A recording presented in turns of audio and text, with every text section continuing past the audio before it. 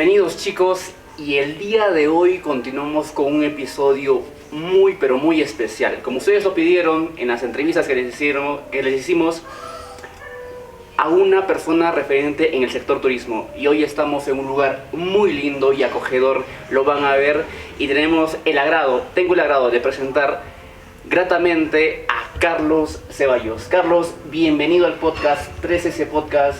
Para la gente que aún no te conoce, ¿quién es Carlos Ceballos? Preséntate, por favor. Muchas gracias, Ronaldo. Un gusto estar aquí, un honor lo que has dicho en general y que por ahí haya salido mi nombre.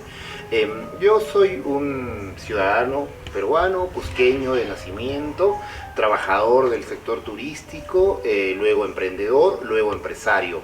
Soy además hoy en día una persona que usa la mitad de su vida, creo, en términos gremiales, participativos en la sociedad, en dar opinión, en salir en espacios públicos y en aglutinar y aglomerar también intereses empresariales para lograr generar una cosa virtuosa en el proceso empresarial, en el proceso económico. Sí, para comentarte con los chicos que estábamos detrás de la cámara, todo el equipo, comentábamos al interno que el espacio se ve muy hermoso, muy acogedor, así que Carlos, coméntanos, ¿dónde estamos? Olvidé decir que soy papá de Mali. A ver, este es una casa histórica. Hay una inscripción por aquí arriba, 1838 fue el año en que se empezó a construir. Esto era un anexo a la Casa de la Moneda, que está aquí a media cuadra, que es el Hotel Cusco, que es donde se acuñaban las monedas y aquí se distribuían. Era como la oficina de distribución comercial. Hasta 1971 tuvo varios usos, toda esta casona, la manzana entera, a excepción de la casa del abuelo que está en la esquina, que era un pedazo. Todo el resto de la manzana se llamaba la casona del truco, por un juego, un juego de baraja español que reunía a la gente aquí. A partir de 1971 aquí se empezó a construir un restaurante. El señor Héctor Bejarano, con préstamos e inversiones, logró poner en valor esta parte, recuperar las pinturas originales, ¿no? Las bóvedas y demás, y logró hacer el primer restaurante de lujo, de valor, ¿no? de orgullo cusqueño para esa época. En 1975 se ha abierto el restaurante y desde allí ha funcionado por años de años como el referente del lugar más emblemático en gastronomía, en decoración, en elegancia. Las clases cusqueñas me cuentan, yo no estaba en ese tiempo viviendo aquí exactamente, se vestían especialmente para reunirse aquí, sacaban reservas a un mes, a 2 meses, como podían conseguir, se compraban un traje particular, igual para sus niños, ¿no? Y conseguían su reserva y venían una vez al mes por lo menos a comer aquí. Era parte importante del proceso. Luego, con la llegada del turismo, esto también tuvo una evolución y, como todo, tuvo una caída y bla bla. Salió el proceso. Nosotros hemos empezado a trabajar aquí junto con mi empresa Artisano Company y le hemos puesto de nombre Artisano Regocijo Restaurant, y estamos recuperando justamente todo este glamour del pasado, ese valor en la comida, en el estilo, en el proceso, y bueno, vamos avanzando. Va bien, el turismo creo que se siente cómodo en tener un espacio casi museológico aquí para obtener gastronomía valiosa también, un servicio atento, gentil y accesible también en el proceso. Artisano me suena como algo muy especial. Coméntanos de dónde sale el nombre para tu compañía en este caso. Sí, bueno, trabajamos varios nombres, solicitamos un proceso de formación de naming, ¿no? A nivel de marketing, y nos presentaron varias cosas y elegimos ese nombre. Al comienzo Artisano era como es, ¿no? Digamos, primigeniamente es una empresa que opera catering, o sea, hace eventos para compañías internacionales, hace eventos básicamente, se encarga de cocinar, poner las mesas, las sillas, no en un restaurante, sino en cualquier lugar, en un convento, en una explanada, en una plaza, en un parque, para compañías, ¿no? Para Honda, para Toyota, desde el mundo, que premian a los trabajadores y vienen. Eso hacíamos al comienzo, en el 2017, que iniciamos nuestro proceso. Ahí nació Artisano Culinary Capital. Pero hemos ido evolucionando, hemos elevado la marca hacia Artisano Company, que es la marca matriz, y de ahí abajo tenemos Artisano Restaurante, Artisano Eventos, Artisano Hoteles, ¿no? Tenemos varias divisiones ya hoy en día que están vinculadas en la gastronomía y en la hotelería, siempre en dar servicios y en el catering, pero siempre nuestro core es servicios. ¿Cuál sería el propósito que tiene Artisano Company en todas las líneas de negocio para sus consumidores, a los que vienen ahí a disfrutar restaurantes? Sí, demás, son diversos, porque si te cuento que en este restaurante trabajamos, no exclusivamente, porque el cusqueño valora muchísimo aquí, pero digamos que el 80 o el 70% de nuestro público aquí es turista, encuentra un valor y una garantía. El principio es una garantía, por los años que nos conocen, que tenemos vínculos. Somos un B2B, o sea, le vendemos a otras empresas, ¿no? No le vendemos mucho al público directo. O sea, si algún descuidado, entre comillas, entra y se sienta, lo atendemos, pero claro, en general nuestro core es B2B, atendemos a otras agencias o a otras empresas, básicamente. Y es un cliente, ¿no? De rango medio. Tenemos un restaurante en Maras que se llama Uno. Por ejemplo, ese es un high level, ese es un restaurante que cuesta el doble o el triple que esto, que está en Tiobamba. Ese está enfocado en otro servicio. Pero, ¿qué es lo que comparte, no? Y tenemos hoteles sencillos de 3 estrellas en Collacalle, aquí al costado, ¿no? Que tienen un público más sencillo, más económico, digamos. Y hemos abierto otras 2 unidades de negocio. Salchichón, que queda en el Mercado del Sol, que vende, junto con Waldir Maque, que vende comida rápida, salchipapas, salitas, cuisito broster, ¿no? En el aceite de las mentiras, entonces, con todo el cariño, el enfoque que le ha puesto Waldir. Y hemos abierto hace algunos meses un servicio de cafetería en la Universidad Continental para los estudiantes de la universidad, que se llama Caseritas. Todos estos negocios, si te fijas, son de gastronomía y servicios, pero son diversos. Entonces, claro, unos se enfocan a venderle algo a 3 soles a alguien y otros enfocan a venderle algo a $300 por persona a alguien, ¿no? O a 500. Entonces, cada negocio es diferente. ¿Qué comparten? El propósito en general es que creo que quienes lo conocen, bueno, el público nos calificará mejor, pero los que nos conocen y digamos que lo que levantamos de esto es la garantía. O sea, cuando abrimos un negocio, cuando abrimos una marca nueva que está bajo nuestro paraguas, el público, como somos un B2B en genérico, sabe a qué se atiene. Entonces ni siquiera tienen que venir, investigar, revisar. Necesitan la ubicación, el precio y la capacidad y desde mañana empiezan a enviar clientes. O sea, nuestra capacidad de comercialización es rápida y creo que la garantía que le damos al mercado turístico y estamos esperando que el mercado local nos conozca. Nunca hemos trabajado mucho, excepto estos últimos meses, en el mercado local porque hemos aprendido que pandemia, conflictos y demás necesitan diversificación, ¿no? Entonces, este camino nos ha llevado a entender que tenemos que salir del mercado turístico solamente y segmentarnos y poner, como dice esta frase, ¿no? O sea, huevos en varias canastas, no en una misma. Entonces, lo principal es que le damos al mercado garantía, respaldo, que cuando ven nuestra marca saben a qué van, ¿no? Saben qué es lo que van a obtener por lo que van a pagar.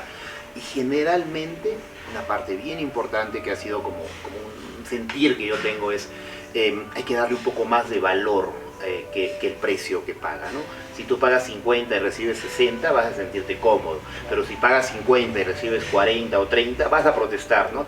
Vas a sentir que algo te falta, sea que compres una prenda, sea que comas en un lugar, sea que bebas una bebida, sea que compres un vuelo, cualquier cosa que hagas en la vida. Si recibes más de lo que pagas, vas a sentirte cómodo, ¿no? Si lo recibes con las justas, vas a tener crítica, y si recibes menos, vas a ser desgraciado en el proceso, y eso va a impedir que las empresas crezcan más rápido. Claro, entonces es dar más, Antiza no quiere dar más de lo que está recibiendo de esos ingresos. Aumentar el valor. Aumentar el valor. Generar un punto de competencia, ¿no? Porque el mercado tiene que ser dinámico. O sea, nos hemos medio mal acostumbrado también a pagar mucho solo por la marca. O sea, por unas zapatillas con marca, por un sombrero con marca, pagamos 10, 20, 30 veces más sin explorar el proceso real. Está hecho con materiales que lo valen, tiene un comercio, digamos, no sé si es la palabra, justo. O sea, las personas que trabajan allí ganan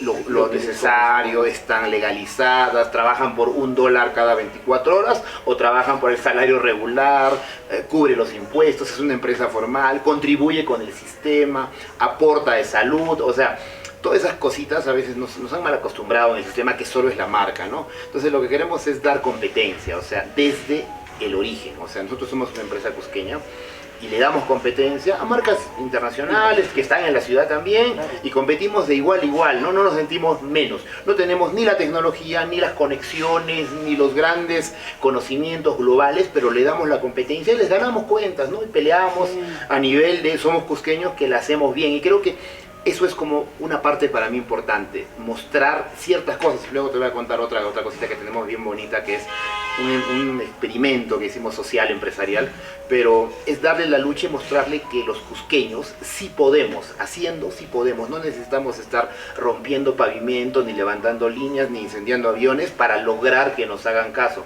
Podemos lograr las cosas desde la misma base del trabajo, del emprendimiento, ¿no? Del proceso de la acción. Hay que sacrificar mucho, segurísimo, pero ese es el camino de la vida, ¿no? Sí, claro, para comentar también que en cada exposición que tengo siempre comento diciendo el Cusco tiene mucho talento y como bien dices hay que comenzarlo a dirigir bajo el trabajo, teniendo puentes, emprendiendo como bien lo dices. Y vamos a comenzar el primer bloque que es origen y propósito. Y la primera pregunta es, Carlos, si miras hacia atrás, ¿en qué momento o decisión marcó el inicio real de tu camino como emprendedor? Escucha, es más o menos difícil. Vengo de una época complicada, o sea, he nacido en 1974, he padecido el gobierno de Alan García, además de una familia pobre y además de un padre culto, digamos, o inteligente, que trabajaba poco, entonces no había una economía como muy equilibrada en nuestra familia, entonces no había educación. Siempre él decía, si quieren estudiar, consíganse sus recursos, compren sus zapatos y consigan sus cuadernos. No hay dinero para esto, ¿no? Entonces él no tenía ese enfoque, pero sí escribía libros y sí tenía mucha participación en un proceso, digamos, académico, ¿no? Pues yo soy un poquito antiacadémico, ¿no? Eso lo creen, ¿no? También no había trabajo, ¿no? Entonces tenías que hacer cosas para sobrevivir. No es como hoy en día, estoy seguro que muchos de ustedes, los que nos ven y ustedes mismos, o sea, si van a buscar trabajo, van a conseguir unas 5 o 6 ofertas y van a evaluar, ¿no? Si esta me gusta, esta no, aquí pagan poco, aquí no me siento bien, aquí son muchas horas, aquí no te dan almuerzo, ¿no? Aquí hay que usar uniforme, aquí me gusta el uniforme o no me gusta, quiero ser casual, aquí hay que cumplir un horario. Pueden elegir, o sea, cuando yo era un poco más chico, o sea, no podíamos elegir. O sea, había un trabajo, me acuerdo, uno de mis primeros trabajos formales, quería postular al BCP, al banco, y yo quería trabajar en un banco, no sabía la diferencia entre ser banquero y bancario, ¿no? Entonces yo quería estar en un banco. Desde los 6, 7 años era como un poquito lo que yo quería hacer. Y claro, cuando tuve casi 23 años, 21 años, postulé por primera vez al banco y pucha, se presentara en Arequipa, donde yo vivía en ese tiempo, 10.000 personas para 10 plazas. Imagínate la cantidad de personas haciendo colas, dando exámenes en aulas, pasando por entrevistas. Entonces, de 10.000 seleccionaban, no sé, 1.000, luego 100, luego 50 y luego 10. Ese proceso duraba 3, 4 meses de selección.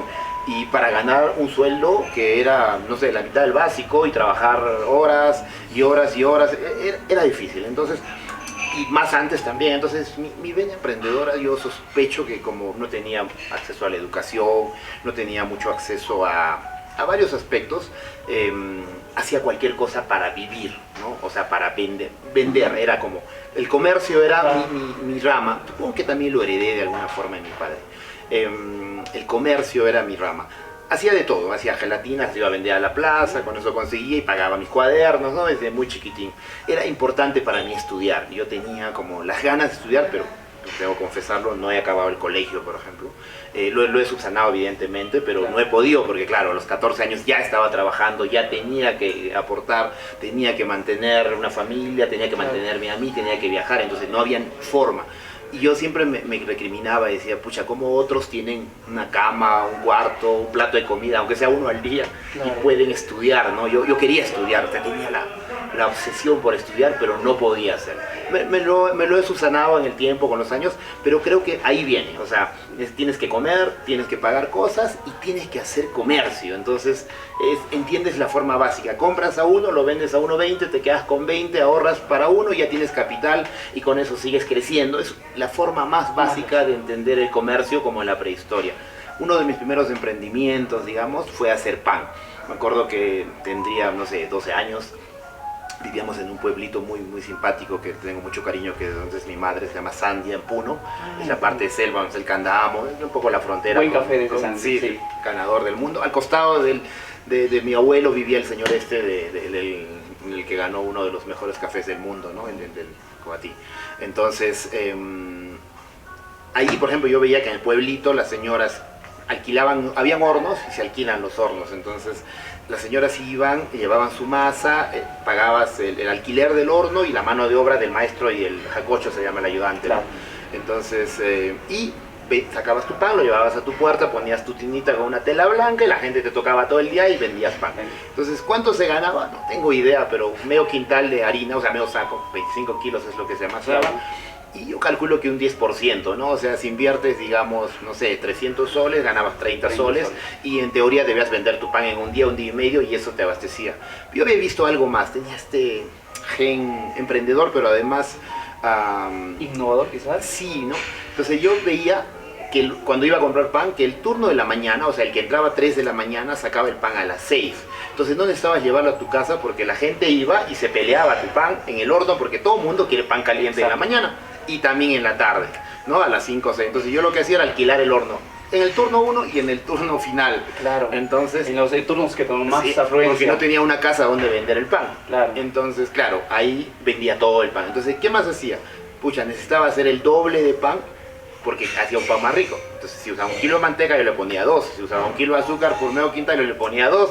Y le echaba canela y un poco de anís. Entonces, el pan parecía más un pan, digamos, de fiesta que un pan de día a día. Entonces, la gente sabía que yo hacía el pan, iba y me quitoneaba el pan.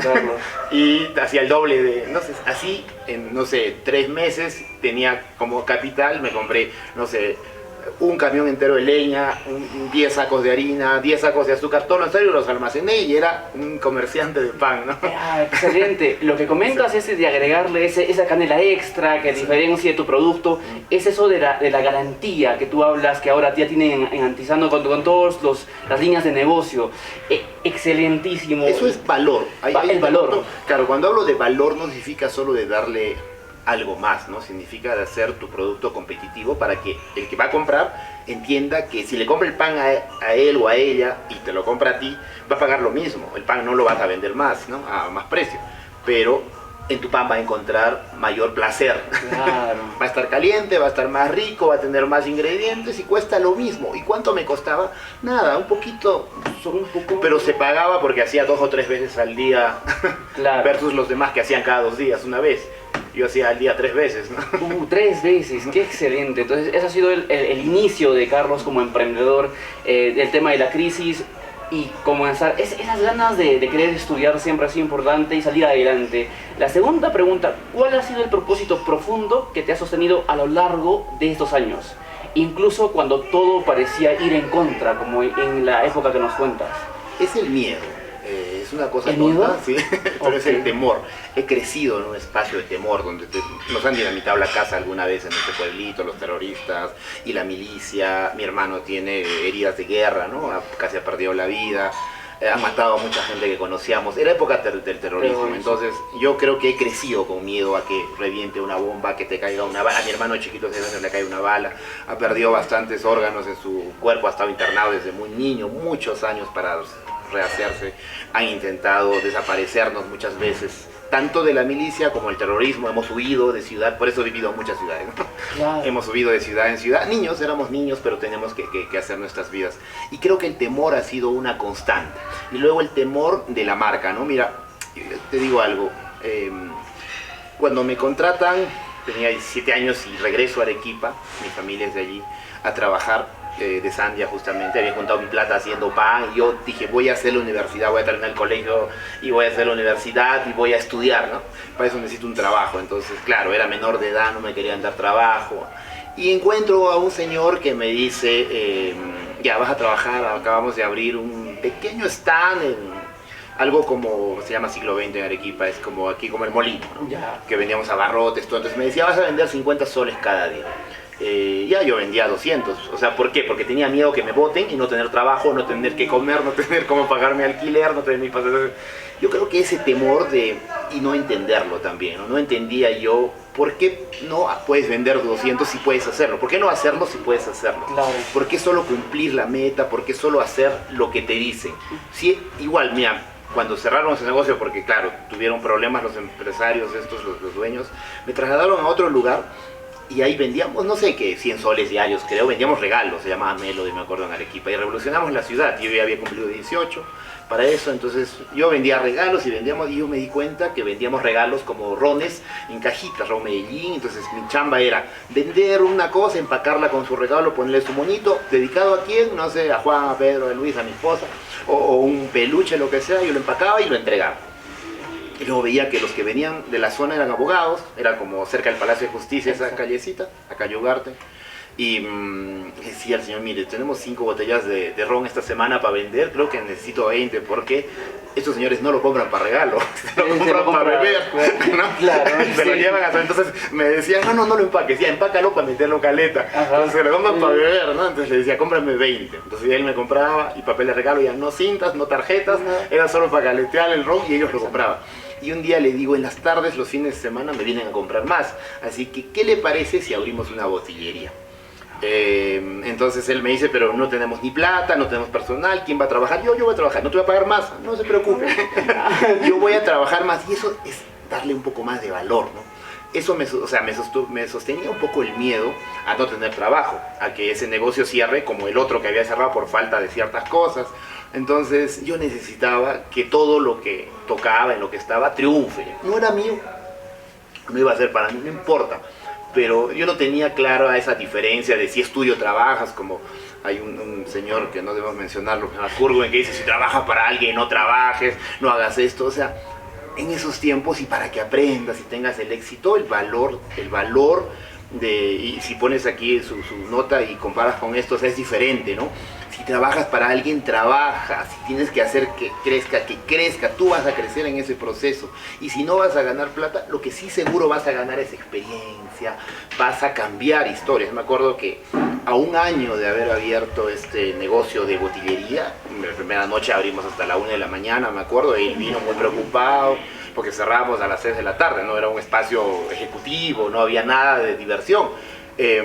Logramos llenar las calles hoy en día, la calle San Francisco, Ugarte, Cela, son espacios de diversión gracias a ese pequeño negocito que abrió y que hizo que la ciudad dinamizara y cambiara su ritmo a la diversión. No va a decir que yo he cambiado la ciudad, pero gran parte del proceso que se ha convenido, para mal, pero para que era divertido. O sea, me acuerdo que atendíamos 10.000 personas en una noche, o sea, vendíamos 15.000 soles, de vender 200 soles, intis todavía creo, ¿no? O sea, no había artista, autoridad que venga de Arequipa y no pase por esa calle y compre algo.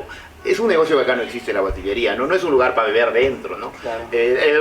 Otro modelo de negocio que ya no existe en Arequipa casi porque está prohibido y no existe en otras ciudades, pero era divertido, eran otras épocas, eran 1991, 92, 93. Entonces, este proceso era como, ¿cómo explotamos esta oportunidad? ¿Qué veo acá? ¿Qué es mío o no es mío? No importa. ¿Que alguien más va a ganar o no importa? O sea, pucha, llegué a manejar 15, 20, 30 empleados, tenía, no sé, ya 19 años, teníamos la ciudad completa, nos hablaban, tenemos que abrir una segunda sede, una tercera sede, nos hablaban de todo lado, habíamos marcado un hito, ¿no? Solo por unas ganas de trabajar. Ganas de trabajar. Y miedo a no tener el sustento. ¿No? Sí. Y es lo mismo que debe pasar con el país, ¿no? O sea, debemos capacitarnos y entender que si le va bien al sistema que paga la factura, nos va bien a todos. Si es que le va bien al sistema, nos va bien a todos. Al sistema que paga la factura. Claro, ¿no? obviamente. O sea, ¿quién da los impuestos? ¿Quién paga los sueldos de profesores, de policías? ¿De dónde viene ese dinero? Creo que ese entendimiento básico, que en mi caso era, si le va bien a la empresa, no van a cerrar, y yo voy a tener trabajo, voy a tener que comer, voy a tener que dormir, voy a crecer, voy a poder estudiar. Claro, era mi base. Era la base.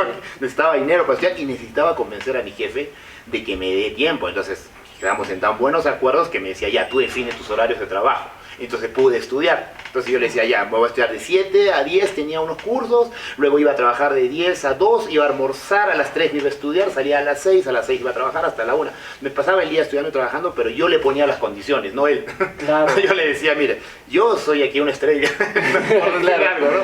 Yo he logrado todo esto, entonces ahora yo voy a definir cómo trabajo, qué hago, claro. ¿No? Si quiere, porque si no me voy. Claro, ya.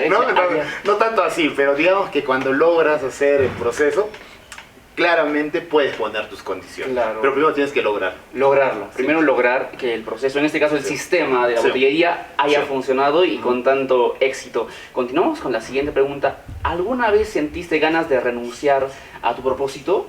¿Y qué te hizo seguir? Me comentaste que habían cosas que a la mayoría de la gente, si hoy les pasa, pues se derrumbaría. Personalmente creo así. Pero tú seguiste. Coméntanos un poco más sobre eso, Carlos. Soy un animal, soy un animal del avance, del éxito de la empresa. Es poco, sí he tenido momentos difíciles y creo que son momentos tontos en la juventud sobre todo. No, retiro lo dicho, no son momentos tontos, son momentos normales. Los jóvenes atravesamos, cuando yo era joven, muchas veces por cambios emocionales muy difíciles. He tenido episodios depresivos, he tenido situaciones complejas de falta de autoentenderme, de entenderme yo mismo, de saber si el camino que estoy tomando está bien, o desamores, o no sé, situaciones todas emocionales, basadas en cambios que nos pasan cuando crecemos, que han hecho girar bastante mi vida en algunos aspectos. Por ejemplo, cuando salí de este espacio que era exitosísimo, que ganaba muy bien y que me pagaba los estudios y que me auguraba una vida magnífica, ¿no? Claro. En crecimiento, me hubiera asociado al dueño, hubiéramos hecho empresa y estaría viviendo en Arequipa claramente, haciendo muchas cosas a esa temprana edad. Vino en mí una reflexión, ¿no? Estará bien vender alcohol, estará bien vender tabaco, me volví testigo de Jehová, quería seguir principios, quería aprender a educar a la gente, quería aprender a tocar puertas, quería aprender el contacto con mi creencia, porque yo creía en ese tiempo. Cuando era más niño quería ser sacerdote católico y había estado un poquito también pegado al seminario, tenía mucha vinculación con Dios desde muy niño, era mi principio, ¿no? Claro. Ahorita soy, bueno, después he sido ateo, luego agnóstico, ahorita soy espiritual, pero uno pasa por transiciones y esas transiciones me hicieron cambiar. Ahí quería postular al banco y ahí me derrumbé un poco. No logré entrar a trabajar, o sea, logré entrar en el primer puesto, pero después de un corto tiempo tuve conflictos conmigo mismo, con la autoridad, por ejemplo, ¿no? Desafié a los gerentes en Lima porque nos llevaron a Lima, ¿no? Y luego después de 3 meses tuve que regresarme a Arequipa y no tuve trabajo porque tuve confrontación con el proceso, ¿no? Claro. Y lo resumo porque también es importante poner algunas cosas, puntualizar, ¿no? Teníamos un gerente de recursos humanos que era de toda la corporación del banco y todos los días se paraba delante de nosotros y nos decía la verdad, pero de malas formas. Decía, gracias a mí ustedes comen, gracias a mí tienen ropa, gracias a mí tienen dinero. Entonces, es cierto, nos daban muchas cosas, nos daban casa, teníamos transporte, teníamos todo y nos daban dinero para gastar, además de nuestro sueldo, ¿no? Claro. Entonces nos vestían, nos daban acceso a restaurantes de tal, teníamos todo, éramos engreídos, digamos, porque habíamos ganado posiciones importantes, teníamos 3 meses en Lima a todo lujo. Pero esas... Y yo un día le dije, mire señor, o sea, usted puede ser el gerente de los gerentes aquí, pero igual que nosotros es un empleado.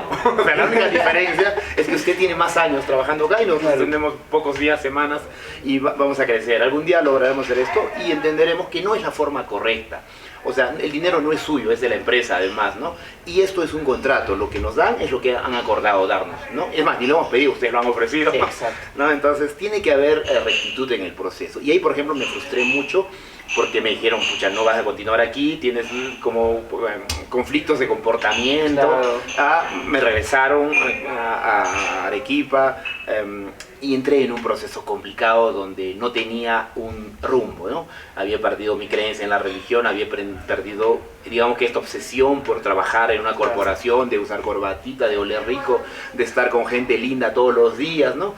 El banco antes era más un proceso, digamos, de estatus, hoy en día es trabajo nada más. Claro. Pero antes era, hoy día he visto que van con zapatillas con jeans, ¿no? Antes era un desfile, Claro. Los trajes eran diseñados y nos los daban gratuitamente, teníamos valor.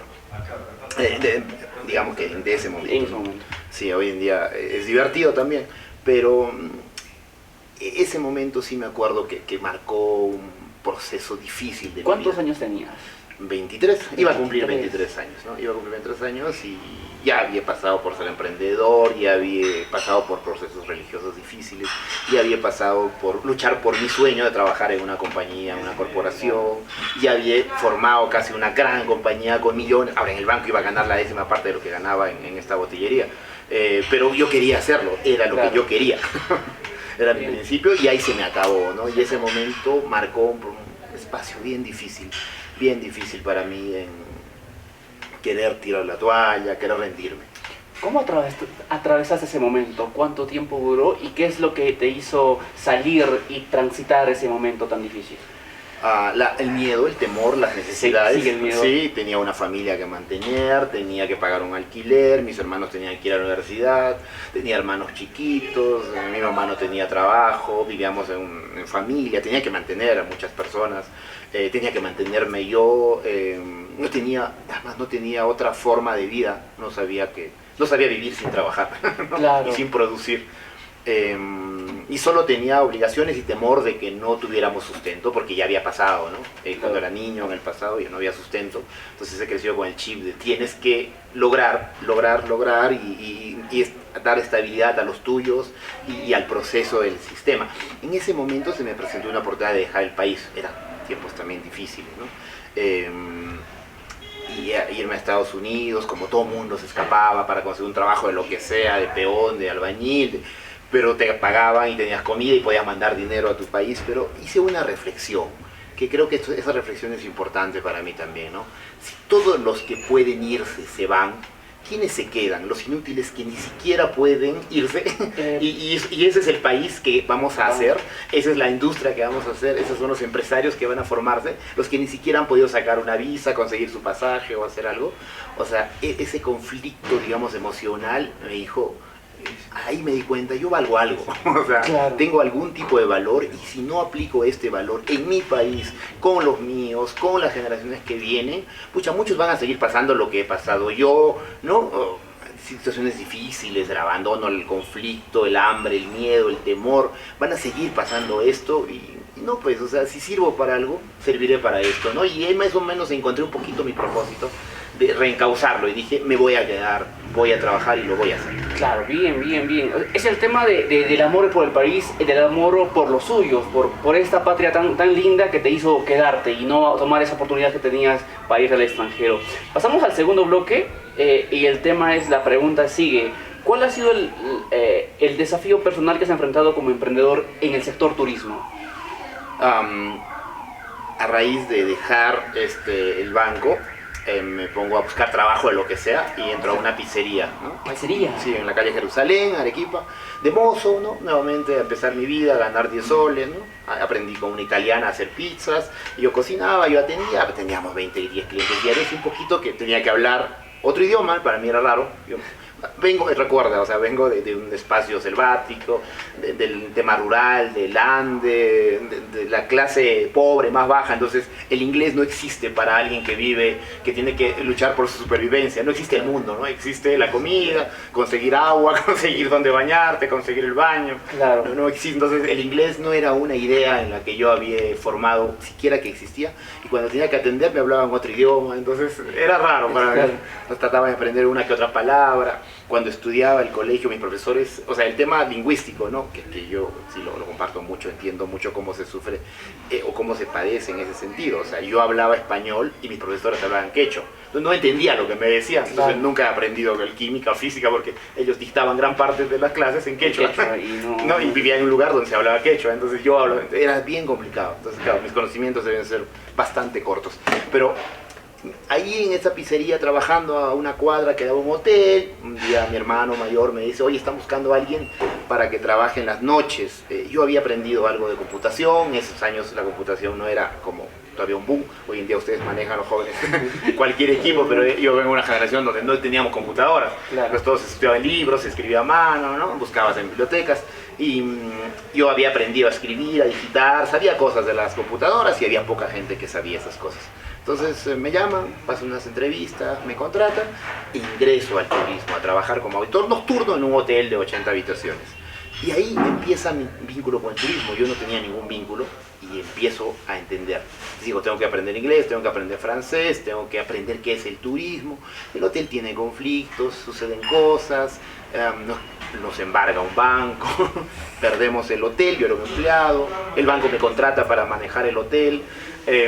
No, era un emprendedor, ya tenía 24, 25 años, una cadena multinacional compra el hotel en el que trabajo, me vuelven a contratar y empiezo a crecer en ese proceso. Pero empiezo a crecer en ese proceso y cuando mi jefe, que es mi mentor, ¿no? Una gran persona a la que admiro mucho, que es el que me ha enseñado muchas de las cosas que sé, Juancho Stossel, me pone a cargo del primer hotel como gerente en el Colca, me trae a Cusco. Entonces, claro, los conflictos que suceden allí son uno de formación, ¿no? Te das cuenta que, o sea, nunca me ha sido como malo para mí, o sea, esa habilidad básicamente entender. Yo hacía ventas, después de ser tenido que vaya a aprender a que te tiren la puerta, te tiren piedras, palos y perros, aprendes a ser un poco más duro. Entonces, cuando eres vendedor, te van a insultar 100 veces, no quiero, fuera, vete. Y eso es normal porque ya sabes que eso es lo que pasa con las personas en el mundo, ¿no? Entonces, porque no entiendes, digamos que tienes empatía con alguien que tiene mal carácter, con alguien que es agresivo, tienes empatía, lo sabes, ya sabes cómo cuidarte y qué decir. Entonces, ese pedacito, digamos, pero de enterarme que había que estudiar para hacer turismo, que tenías que haber tenido cierta posición, no sé, de apellido, norma, porque claro, había una élite. Te hablo del 2000, 2001, 2002, 2003, ¿no? Donde el turismo empezaba a revivir y había una élite de personas, de apellidos, de dinero, ¿no? Que manejaban el proceso turístico. Y claro, venía un señor de la Ande rural, ¿no? Que quería hablar con ellos y presentarse y decirles, oye, mira, soy Carlos, te vendo, trabajo para tal cosa, ¿no? Lo sentían raro porque, ¿no?, conservábamos nuestro espacio, nuestro estatus, claro, ¿no? Siempre, y no hablábamos con ellos, sino con sus empleados o con su secretaria, y ofrecíamos algo. Y bueno, yo creo que el romper ese esquema para mí ha sido un reto, el saltarme el proceso, porque claro, yo creo que de nuevo el temor, pero también era un poco torpe en algunos aspectos.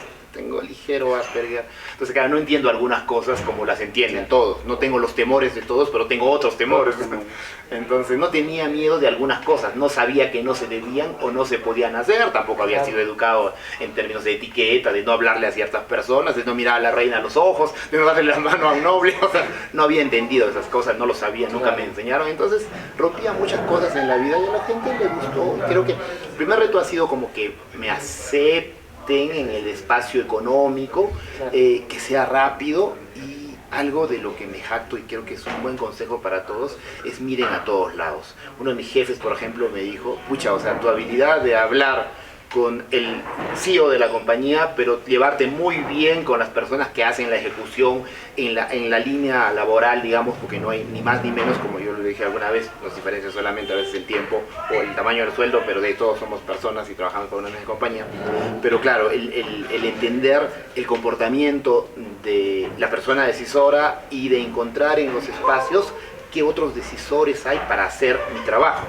Y encontraba en posiciones diversas, diferentes cosas de personas que como yo habían sido probablemente un poco dejadas de lado y no les daban importancia, y hablarles a ellas y a ellos, ¿no?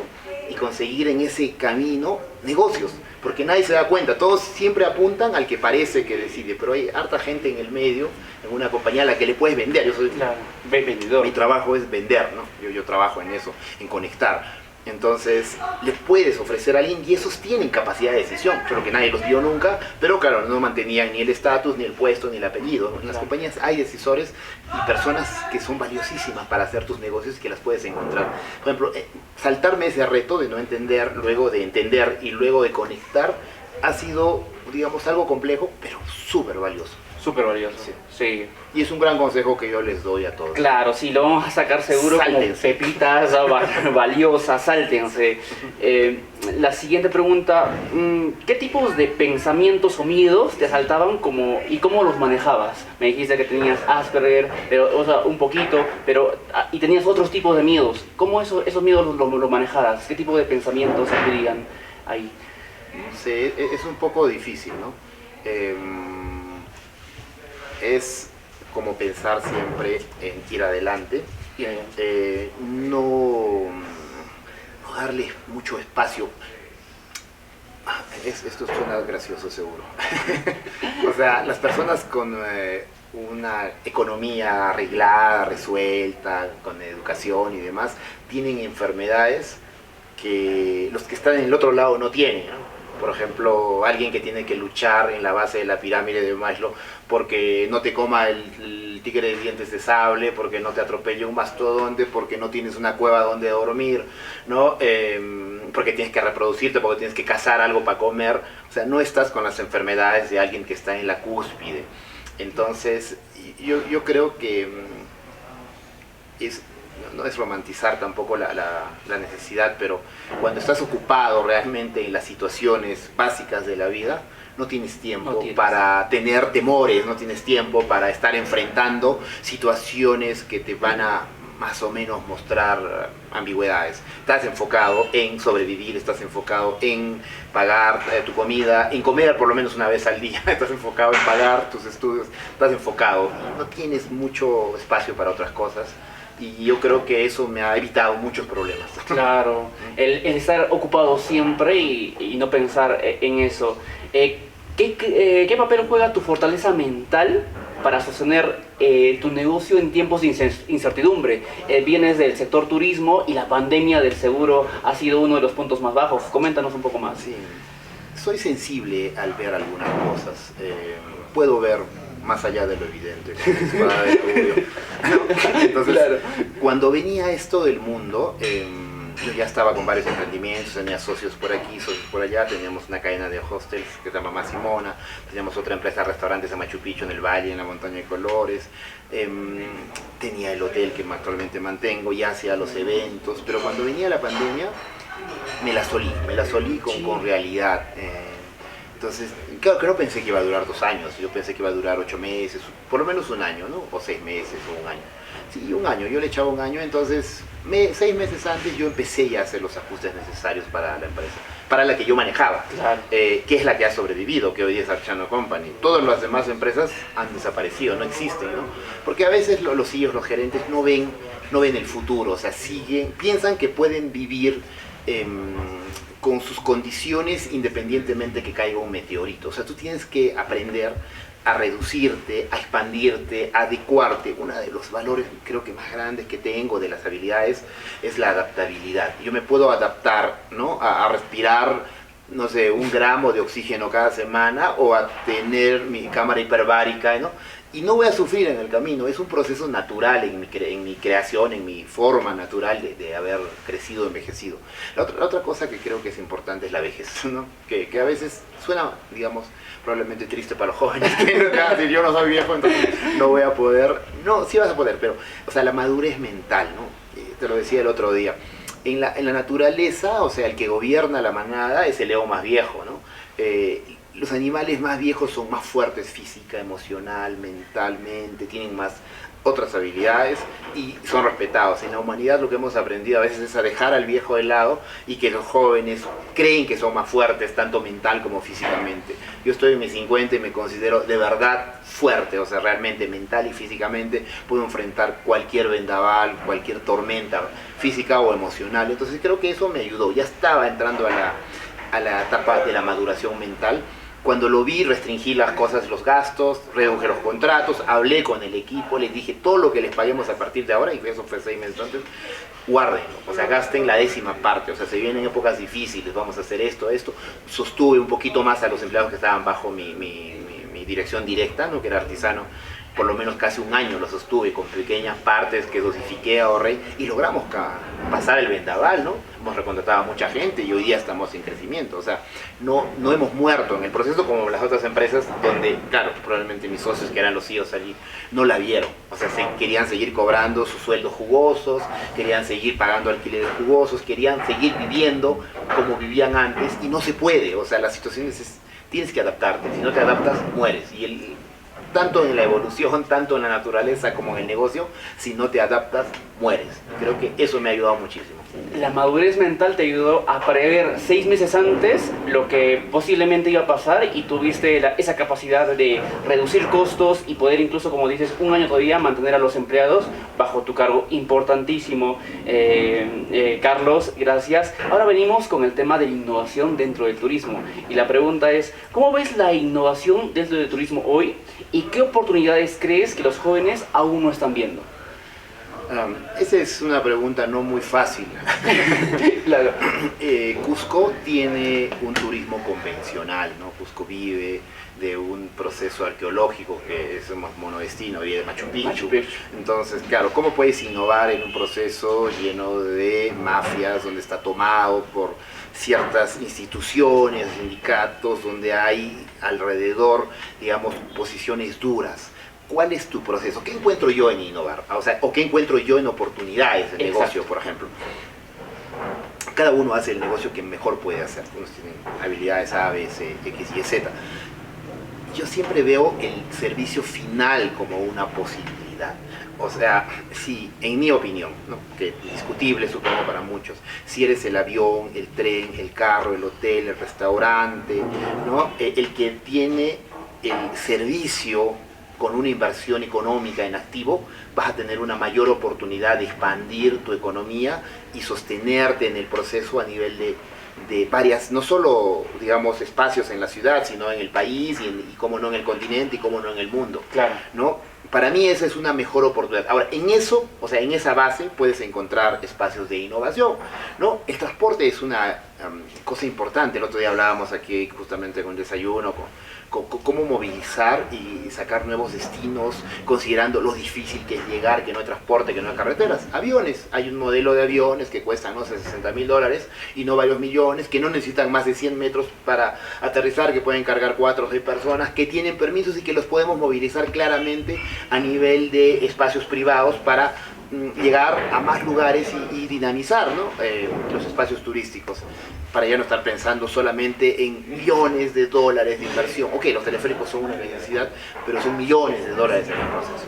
Yo creo que por ahí va una cosa. La otra cosa va por este nuevo turista que viene buscando cosas sanas. No hablemos solo de comida, ¿no?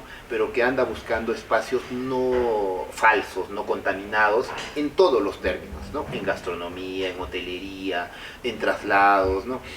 Hay un trek lindísimo, por ejemplo, que yo lo he hecho 2 veces, que va hacia Usangati, que en vez de arrieros y en vez de mulas van con llamas, y las llamas cargan cada una 20 kilos y haces tu camino avanzado, ¿no? Y tus porteadores son las llamas, ¿no? Entonces, como lo hacían antes. Eso, por ejemplo, es un espacio sano, ¿no? Donde llegas a un espacio a dormir, que es un hotel, ¿no? La empresa se llama Andean Lodge, y donde tienes paneles solares que te dan un poco de agua caliente, un poco, ¿no? Donde tienes una chimenea con leña y comes, o sea, espacios donde se respeta la naturaleza, que además están asociados con las comunidades. Cuando hablo de sanos, lo hablo de todos los sentidos, ¿no? Hablo que tiene que funcionar en un contexto, digamos, no solo de estas palabritas que le dicen sostenibilidad, o no solo de decir yo como orgánico, ¿no? O quinoa, o sea, de la ridiculez que hoy día se ha generado con una nueva onda, y calculo que les va a causar gracia o molestia a los jóvenes, porque hay muchos jóvenes que están en clichés, y no es eso lo que se busca, ¿no? O sea, claro, que tú tengas en una bolsa de papel una quinoa que vale $40 no significa que esté cumpliendo ningún proceso previo que le esté beneficiando al productor o que esté pasando por algún proceso saludable, sano. Hablo sano en todos los sentidos. Entonces, y te cuento aquí un pequeño experimento que hicimos. Nosotros tenemos un restaurante en Maras que está enfocadito en el proceso de lujo. Tenemos clientes sofisticados, hace poco han llegado personas en su helicóptero a comer allí, tenemos artistas, tenemos gente importante que llega. Es un espacio rural sin nada espectacular, o sea, es un espacio rural estos 10 veces más lujoso, que tiene mesones, que tiene piso rojo, encerado con cera roja, ¿no? Y que tienen bancas de madera rústica con mantitas, y en fin. Ofrecemos un servicio saludable de comida sana, no orgánica, sino sana en la relación con el entorno, pero además hemos hecho una asociación con la familia, con la comunidad. Nosotros hemos hecho la inversión, hemos conseguido de un socio alemán el dinero, ya le estamos pagando recién, después de 7 años, con tanto conflicto. Hemos conseguido el dinero para construir el espacio sobre la tierra de la comunidad. Le hemos dicho, después de un periodo de tiempo, esto entero se va para ustedes. Y mientras no se va para ustedes, nosotros vamos trabajando en conjunto y ustedes van a recibir un porcentual mensual sobre el proceso. Al comienzo era chico y hoy día es grande, no digamos gigantesco, pero es grande. Les ha permitido que ellos construyan un hotelito por ahí. Están mirando la comunidad del turismo comunitario. Les ha permitido construir otros 2 espacios de salones que hoy día nos los alquilan nuevamente a nosotros, que los operamos y que les permiten otro ingreso. Están mirando que hay una oportunidad.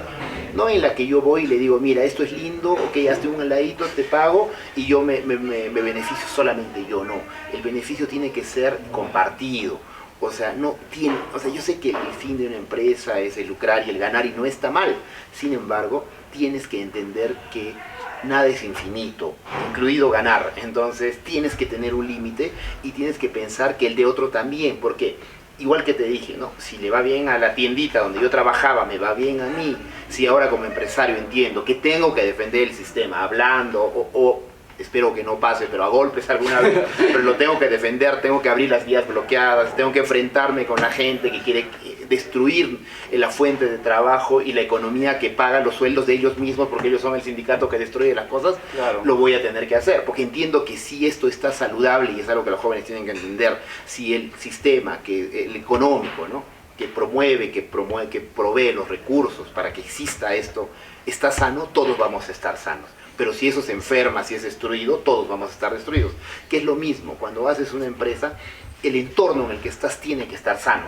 O sea, la comunidad con la que estás tiene que estar de acuerdo, los que trabajan tienen que estar agradecidos, tienen que estar conscientes de que es un proceso natural, que lo que ganan es justo por el trabajo que hacen. Los clientes tienen que estar de acuerdo que, pucha, mira, ya hay un almuerzo de 10 soles, pero acá hay uno de $100. Y esto lo vale para mí, sí, le da una experiencia, hace diferente. Entonces estoy de acuerdo con pagar aquí 100 veces más que aquí, porque aquí voy a hacer que este cliente hable mejor del país y esto va a funcionar en un proceso, ¿no? Entonces, este proceso de entender que si una cosa está sana, si el entorno está sano, todos estamos sanos y hay futuro, creo que es como el principio que respondería a esa pregunta. Interesante. Yo creo que lo tomaría más como tema de responsabilidad social, lo que hicieron con la comunidad, porque ellos también se están beneficiando y ahora, como comentaste, ya están haciendo un hotelito, auditorio, lo están arrendando ahora ustedes y es importante cómo dinamizan, ¿no? Hay veces que no vemos eso lo que sí hay en el sector. Yo le quitaría la palabra responsabilidad social porque ha sido prostituida en el proceso. Y hoy en día solo se utiliza en asuntos comerciales, ¿no? Hemos hecho un experimento social. Para compartir nuestros ingresos con el espacio directo en el que estamos, para lograr que también ellos entiendan que se pueden beneficiar de esto que no sucede, ¿no? A veces hablas con gente de la comunidad y dicen, mira, acá antes no pasaba nadie y ahora pasan los carros y todo lo que recibo como beneficio es polvo, ¿no? Y que me tomen fotos, pero no recibo nada, ¿no? Ellos tienen que entender que el turismo sí beneficia en sus espacios y que lo que tienen es valioso, pero además tienen que participar de ese proceso y sentirse, como alguna vez me pasó a mí, ¿no? O sea, empoderados y dar este pasito a decir, el otro día han venido los hijos de Mario Vargas Llosa a comer a nuestro restaurante y sentirse ellos entender que nos eligen, que podrían haber elegido irse a comer a una marca internacional, irse con el Giro Martínez, que irse a comer a tal o a cual, porque hay millones de restaurantes, en Cusco hay una cantidad de altísima calidad, pero nos eligen, ¿por qué? Y eso que somos, digamos, humildes, ¿no? Claro. En nuestra propuesta está sana, que trabajamos todos los aspectos, miramos todo el entorno, no solo nos miramos a nosotros, ni el ombligo, ¿no? Y eso pasa tanto muy arriba como creo que muy sindicalmente, solo nos miramos el ombligo y solo vemos y creemos en lo nuestro, entonces nos eligen y que la comunidad y que estas personas entiendan que tienen la capacidad de enfrentarse, bueno, hablemos de marcas, ¿no? A decir, bueno, o que la misma marca tipo Belmont o que Marro nos compre, o digamos que ganarle un cliente a ellos, porque el cliente podría ir para alguno de ellos, pero también para alguno de nosotros, o que ellos mismos nos manden a sus clientes y confíen. Una marca con mucho nivel internacional, que trae lo mejor de lo mejor, que confíe en nosotros, que venimos de la base misma de la formación de hacer empresa con nuestras manos, sin grandes capitales, ¿no? Con solo ganas y temor. Ganas y temor. Y viendo el entorno sano. El entorno sano. Creo que comentaste más temprano en la entrevista que uno de tus mentores te decía, mira a todos lados. Y creo que en eso del experimento social vieron también que habían personas ahí que quisieron como compartir y generar ese ambiente sano, como bien lo indicas. Sí, mira, yo un consejito más, que me acuerdo que mi mentor Juancho, al quien tengo mucho aprecio y reconocimiento, cuando yo fui a Colca a construir el primer hotel, me dijo, mira, primero vas a hacer un muro perimétrico aquí, acabamos de comprar esto y esto y esto. Mira, si el muro va a costar $10.000 naturalmente hacerlo, pero va a tener alguna falla de origen, y si tienes que gastarte 100.000 en hacerlo, gástate los 100.000 y hazlo bien. O sea, las cosas tienen que ser bien hechas desde la base, me dijo. Porque si lo haces mal hecho, que es lo que ha pasado, calculo que a alguien no le dieron ese consejo, siendo la misma corporación, pero no la misma empresa, se va a caer el muro alguna vez, ¿no? Si lo haces mal hecho. Y va a aplastar, va a causar daño, vas a ir preso, vamos a tener que pagar muchas más cosas y no va a ser 100.000, van a ser billones. Entonces, cuando empieces a hacer algo, invierte en los cimientos, invierte en la base, hazlo bien. Hazlo bien independientemente, no solo del costo económico. A veces vemos siempre la plata, es que yo no tengo la plata. No siempre es dinero el proceso. Yo les puedo, con fe, con ejemplo claro, mostrarles cómo estamos haciendo un proceso económico importante, compartido, eso sí. O sea, no lo estoy haciendo yo no me quedo con la plata, o sea, pero la facturación y el proceso es importante para cada actor en el camino de los que nos asociamos, desde cero. O sea, no he tenido, no sé, $1.000.000, $100.000, $50.000 para empezar el proceso, desde cero. Entonces, les puedo decir que no es importante necesariamente el dinero para seguir tus sueños y para hacer las cosas. Solamente esto, hacer bien los cimientos y hacer que el entorno esté sano, ser creativo, generar confianza, estar clarísimo que tienes que dar valor, ¿no? Tienes que dar valor sobre el precio que vas a vender tu producto, servicio, lo que manufactures o lo que sea, ¿no? Y pensar en el tiempo. El tiempo es un factor básico en los negocios, o sea, no quieras ganar hoy día y gastártelo hoy día. Tienes que ajustarte muchas cosas y luego pensar que tienes que esperar. Tienes que tener paciencia, los jóvenes no la tienen, pero tienes que tener paciencia. Un negocio a los 2, 3 años, si sobrevive, ya vas a saber que va a sobrevivir. Y nada te dice que no venga otra pandemia, o que no haya una gran crisis social y después de 5 años tu negocio colapsa. Nada te lo dice, ¿no? Pero tienes que tener paciencia. Lo que yo rescato de tu persona, desde lo que me comentaste de tus orígenes, el tema de liderazgo, y este bloque viene sobre esto. ¿Cómo lideras a tu equipo para que se mantengan motivados, incluso en temporadas bajas o crisis? A la mala, creo. Probablemente este sea uno de mis puntos más flacos. Okay. O sea, no es que no los lidere, y no creo que no se sientan motivados. Pero debido a mi condición, por ejemplo, no tengo muchas capacidades de hablar uno a uno. O sea, esto es una entrevista y estamos hablando lindo. Gran parte de mi trabajo es hablar, pero es hablar porque tengo que hacerlo, ¿no? No porque lo elijo, porque es complejo explicarlo. Yo creo que sí tengo, como el trabajo me obliga, digamos, y he aprendido que la base de crecer también es transmitir, porque a mí me lo transmitieron un día, me enseñaron, me dijeron hay que hacer esto, cosas básicas, ¿no? Me dicen la pimienta y la sal de la mesa tiene que estar a un dedo, y me lo dijo el CEO de la empresa, no mi jefe inmediato, no el jefe. Entonces te das cuenta que a veces hay conocimientos que pasan desapercibidos, que a nadie le importan, ni siquiera al gerente de unidad, ¿no? Pero a alguien más arriba, entonces ya entiendes por qué está ahí arriba, ¿no? Ya entiendes por qué está en la posición, porque ve los detalles, porque ve las cosas, porque se fija en situaciones que el día a día no te permiten. Entonces yo, como he aprendido eso, también intento hacerlo con mi equipo. Hablar de situaciones específicas, transmitirles conocimiento específico y mantenerlos cercanos. En general, no va a pasar con todos porque no tengo la capacidad, ¿no? Soy una sola persona, soy un solo ser humano, además me cuesta mucho entablar, digamos, relaciones.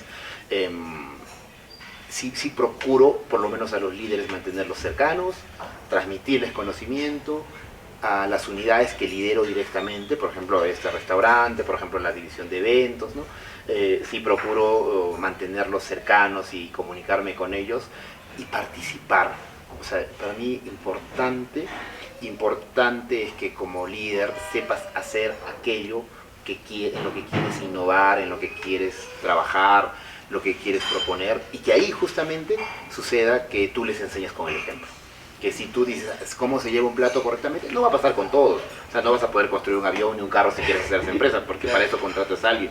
Pero en la mayor parte de negocios como estos, cuando hablamos de gente que va a empezar a emprender como yo, sin recursos económicos, probablemente sin toda la experiencia, tienes que saber hacer eso que quieres emprender, con creces, y los lideras enseñándoles, así se lleva la bandeja, así se ponen las copas, esta copa es de calidad B, este cubierto es así, esta tela funciona, esta no funciona, estos insumos son apropiados para esto, esos no son apropiados para hacer esto, la base de nuestra comida es el insumo, luego son las técnicas, luego son las puestas en escena, en mesa, el servicio es importante, los tiempos son importantes, el contacto visual es importante con tu cliente.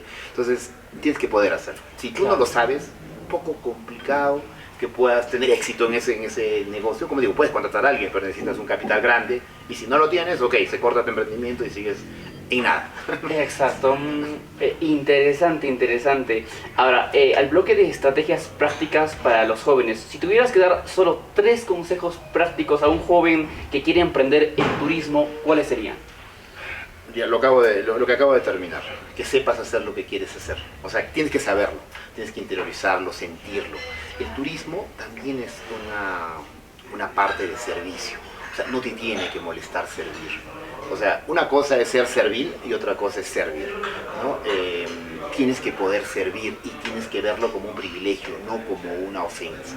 O sea, si se le cae algo, si tienes que limpiar el piso, si tienes que lavar algo, si tienes que planchar una servilleta, si tienes que hacer una situación, es parte. Tienes que llevar una maleta en un hotel, tienes que llevar un plato, tienes que preguntarle algo más, si le puedo servir un poco de agua a alguien porque se le acabó el vaso, y porque es una persona mayor, o porque es un cliente solamente. Si el servicio te molesta, no vas a emprender en turismo. El turismo es servicio, ¿no? Es hacer sentir a la gente apropiada.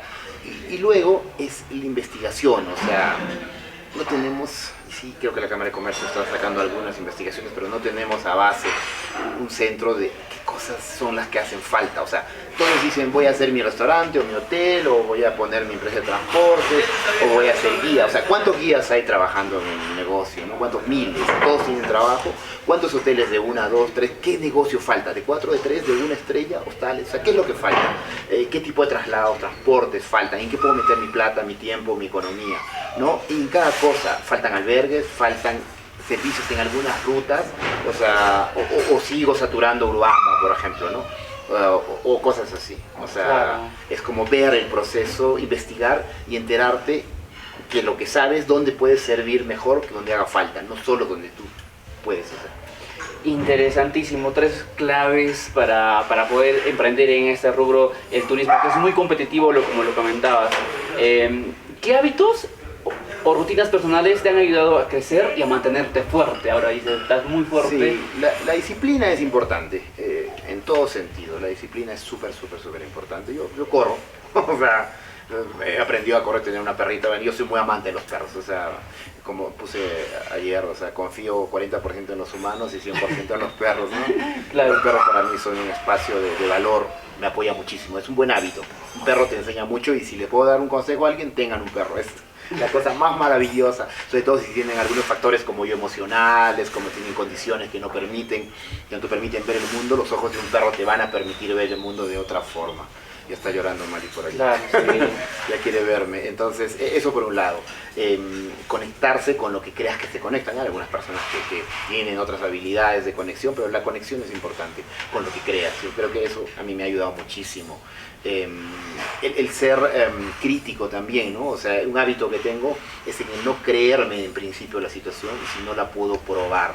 En todo sentido, en el económico, en el espiritual, en el moral, en el todo, ¿no? O sea, si alguien te quiere vender, por ejemplo, un producto para bajar de peso y no sé, y es obeso, o sea, no le vas a creer, ¿no? O sea, ¿no? Si alguien te quiere vender una idea política y ves que no cumple en su vida real el proceso, no le vas a creer, evidentemente. Bueno, aquí le creemos eso, porque nos encanta el populismo y que nos doren la píldora, pero en general, o sea, eso, soy crítico en el proceso. Luego tienes que tener una actividad física, una sola, ¿no? O sea, o 10 si quieres, pero la vida hoy en día no alcanza para hacer todas las actividades que quieras. Entonces tienes que tener por lo menos una situación que te permita hacer actividad física diaria. Es importantísimo. Tienes que repartir tiempos también, ¿no? Tiene que haber un poco de tiempo para ti. La vida no es eterna, o sea, yo he llegado a la mitad de mi vida, un poco menos tal vez, espero vivir más. Entonces te das cuenta que a veces antes me he perdido muchas cosas de mi vida, en términos de relaciones, por ejemplo, humanas, en términos de hacer nada, o sea, dedicarte a hacer nada. Yo, por ejemplo, soy un enfermo del sauna, o sea, me encanta ir al sauna una vez a la semana, si pudiera lo haría a diario. y es mi espacio personal, ¿no? No quiero hablar con nadie, no voy a conversar. Si conozco a alguien, hola y déjame dormir, déjame estar solo. Estar solo es una parte importante también, y más para mí, ¿no? De la vida, Claro. ¿no? De la vida. Sí dedicarle un poco de tiempo a acciones que en la sociedad no solo te den dinero, sino también esto del salario económico, la rentabilidad emocional, ¿no? Apoyamos muchas cosas.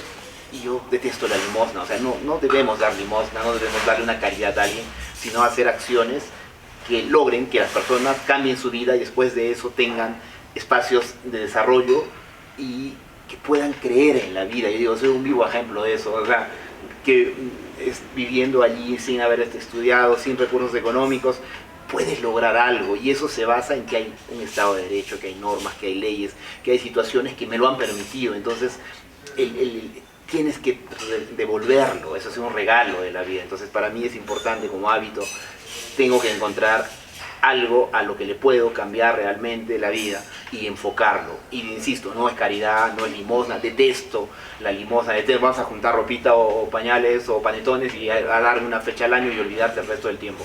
El cambio de las personas viene con otros procesos y creo que eso es un hábito también importante para mí. Sí, importante lo que dices, el cambio de las personas y hacerlo constante. Ese tema del podcast es así, y para este cierre, para un cierre inspirador, si pudieras enviarle un mensaje a tu yo de 20 años, ¿qué le dirías? Pucha, es difícil. Es difícil porque, o sea, siempre nos preguntan si hay cosas que quisieras cambiar, pero si no hubieras pasado las situaciones que has pasado, si no hubieras vivido lo que has vivido, las carencias, las falencias, los temores que tuviste, probablemente no hubieras sido, no serías quien eres. Pero, o sea, ese mensaje para mí yo sería básicamente hacerlo más rápido. Creo que me he demorado mucho en hacer las cosas, creo que he tomado demasiado tiempo en entender algunos aspectos de la vida, en ser crítico y en quitarme los dramas, ¿no? En decir, pucha, esto no me toca a mí, o sea, esto que me ha tocado es circunstancial, yo no soy la situación que me ha tocado, ni emocional, ni económica, ni física, ni en aspectos, o sea, yo no tengo la culpa de tener la cara que tengo, no tengo la culpa de haber sido pobre, no tengo la culpa de no tener educación, o sea, no tengo la culpa, pero sí tengo la culpa de lo que voy a hacer, ¿no? Yo le diría eso a mi yo, o sea, no tienes la culpa de lo que traes, pero sí de lo que vas a hacer, es tu responsabilidad y es todo tu culpa de aquí a 20 años lo que vas a tener. Entonces yo le quitaría un poco, aunque el temor me ha ayudado muchísimo a avanzar, pero lo haría más rápido, le diría, corre más rápido, o sea, deja de dramatizar, deja de sufrir, deja de padecer estas situaciones que sí son importantes. Llorar es importante en la vida, como dice esta chica, mi amiga Jenny Yamoca, una lloradita y continuamos. Claro, ¿no? Entonces me encanta esa frase, yo siempre la tomo, una lloradita y continuamos, pero claro, cada vez tienes que disminuir más tus tiempos de drama y colocarte más en la acción. Colocarnos más en la acción. Es importante porque este podcast nace porque mencionaste el tema del miedo, y yo soy muy temeroso, y a veces ha habido momentos en el que me he metido mucho en el drama, pero como tú dices, no tener tiempo para eso y enfocarte en la acción, la verdad hace que avances. Una lloradita y a seguir continuando. Así que, Carlos, agradecerte por este espacio. De seguro todos los que nos están viendo van a agradecer y van a tomar esas pildoritas para poder avanzar y seguir con lo que quieren hacer, con sus objetivos, y más aún en ese sector turístico que es muy importante. Un último mensaje, Carlos.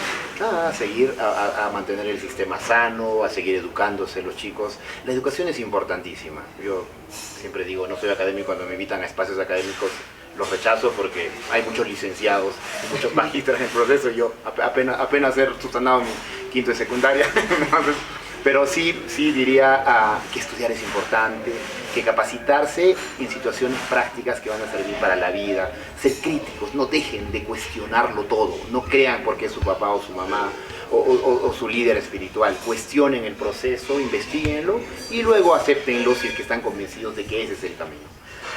Cuestionen todos, cuestionemos todos, así que muchas gracias. Este fue 3S Podcast, muchas gracias, Carlos.